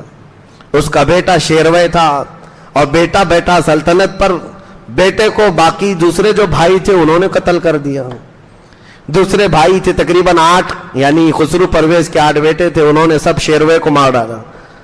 اور مارنے کے بعد 8 میں سے 7 نے مارا ہوگا، 7 میں سے کوئی تو بنتا بادشاہ، اور جو بادشاہ بنا باقی میں اختلاف. رسول اللہ نے کیا فرمایا تھا؟ جس نے میرا خط پھاڑا ہے اللہ اس کی سلطنت کو ٹکڑے ٹکڑے کر دے گا.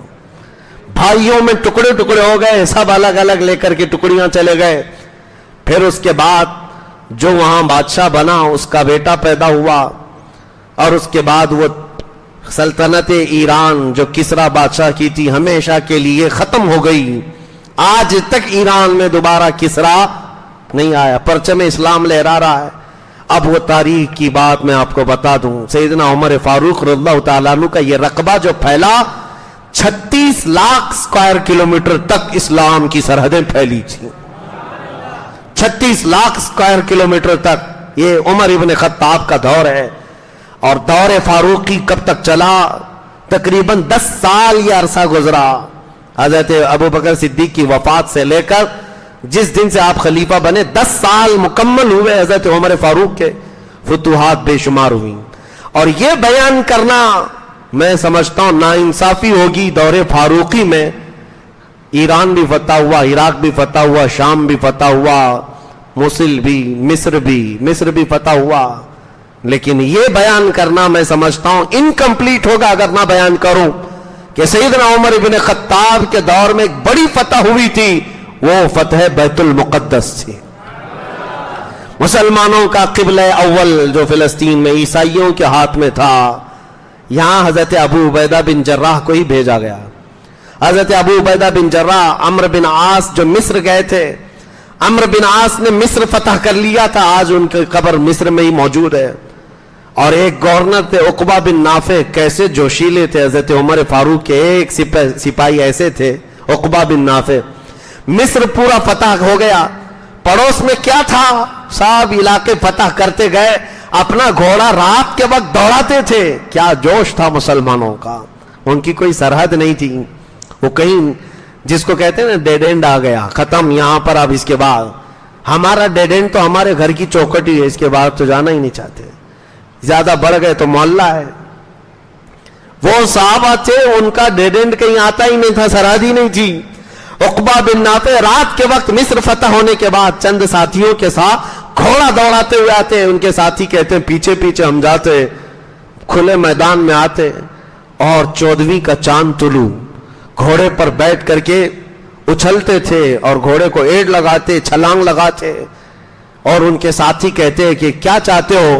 عقبہ بن نافع کہتے ہیں کاش میرا گھوڑا چھلانگ لگا کر چاند میں جاتا تو میں پرچم اسلام لہرا کر آتا, میں میرے مصطفیٰ کریم صلی اللہ تعالی علیہ وسلم کے دین کو وہاں تک لے جاتا. یہ ان کا جذبہ تھا, ان کی سرحدیں نہیں تھیں. حضرت عمر فاروق کے دور میں ایسے سپاہی تھے کہ پورے اسلام کو لے کر پوری دنیا میں پھیل گئے. آذربائیجان کہاں کا علاقہ ہے, کہاں چلے گئے, مصر چلے گئے اور عراق پورا فتح, ایران فتح, یمن فتح, حجاز کا پورا علاقہ.